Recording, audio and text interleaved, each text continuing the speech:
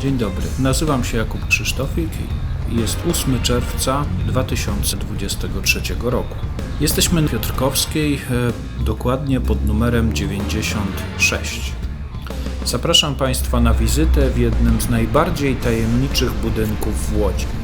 Biurowiec dawnej firmy Siemens. Wkrótce w tym miejscu przeprowadzimy renowację. Jest to ostatnia szansa, żeby zobaczyć, jak budynek wygląda w tej chwili. Zapraszam serdecznie na wizytę w budynku.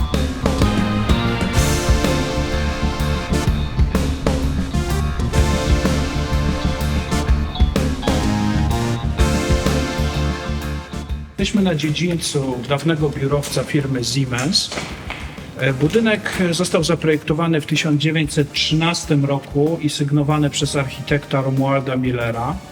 Jest to polski architekt, ale projekt zapewne powstał gdzieś w Niemczech, w ośrodkach projektowych w Berlinie. Nie jest to niestety jeszcze potwierdzone.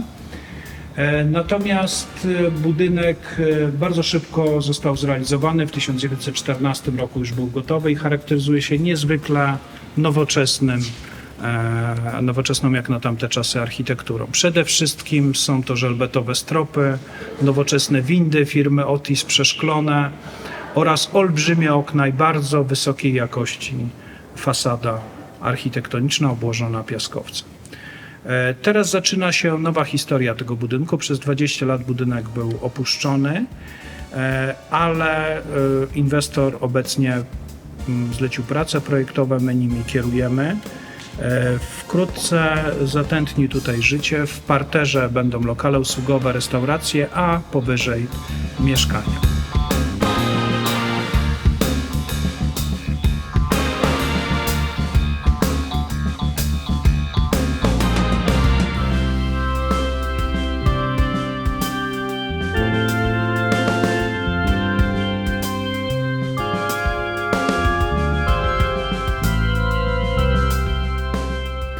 Jesteśmy na klatce, przepięknej klatce zachowanej prawie w całości dawnego biurowca.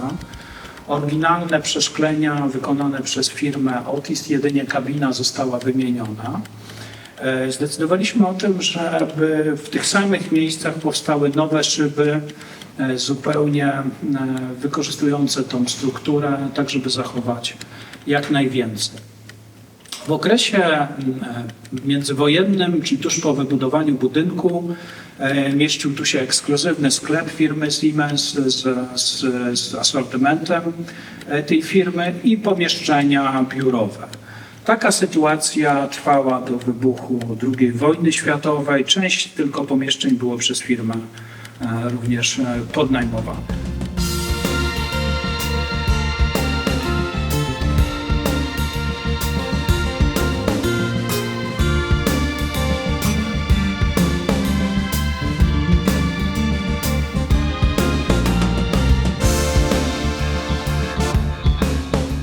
Jesteśmy na drugiej kondygnacji dawnego budynku Siemensa, który w okresie powojennej został znacjonalizowany i jak zapewne wszyscy wiedzą, życie kulturalne przeniosło się ze zburzonej stolicy na kilkanaście miesięcy do Łodzi. I właśnie w tym budynku zainstalowane zostały najsłynniejsze redakcje gazet ogólnopolskich. One później wróciły do Warszawy, a niektóre numery zostały tutaj. Także budynek z Siemensa, te ekskluzywne biura, które tutaj mieściły się na trzeciej kondygnacji, zostały przekazane dziennikarzom i były to pokoje redakcyjne. Właśnie jesteśmy w takim pokoju, w którym mieściła się redakcja sportowa, niewielkie, ale jednak pozostałości tego fantastycznego świata pozostały we wnętrzu tej szafy. Oczywiście będziemy się starali zachować w jak najlepszym stanie te drzwi i zdjęcia, które tutaj zostały zachowane.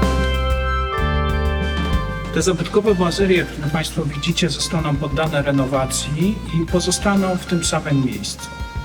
Budynek po przemianach ustrojowych 90 roku został był użytkowany w różny sposób, były wynajmowane różnym firmom tutaj pomieszczenia, ale ostatecznie został nabyty przez firmę VP Piotrkowska, firma, która zaplanowała przekształcenie tego budynku dawnego biurowego w budynek mieszkalny.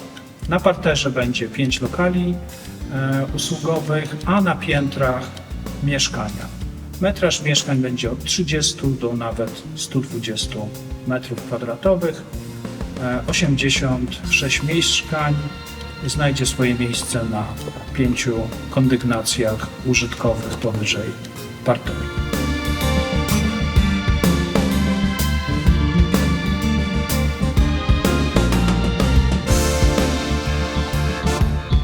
Wielu łodzian ma swoje własne wspomnienia związane z tym budynkiem, z budynkiem biurowym firmy Siemens.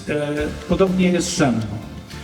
W latach 90. mieściła się tutaj szkoła językowa, nazywała się Progress.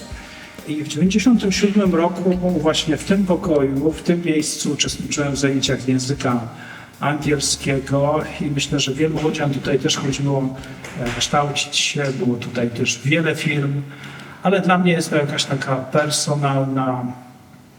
personalne wspomnienie. Właśnie w tym pokoju kształciłem się i doskonale pamiętam to miejsce.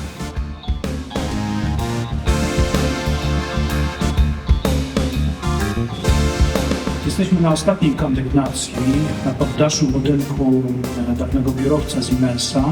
Tu powstaną najbardziej komfortowe, dwupoziomowe mieszkania z przepięknymi widokami na panoramę Łodzi i na ulicę Piotrkowską.